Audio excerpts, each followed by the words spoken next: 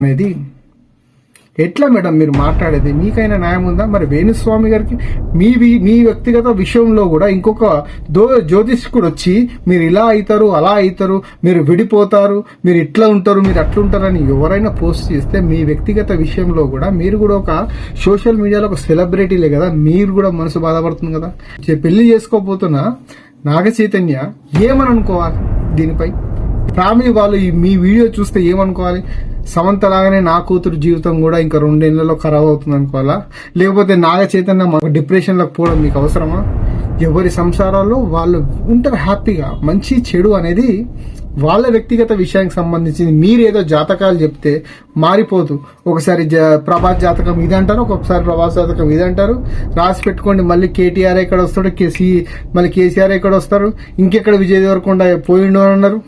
ప్రభాస్ తో సినిమాలు తీసే డిస్ట్రిబ్యూటర్ క్లోజ్ అన్నారు. నోటికి ఎంత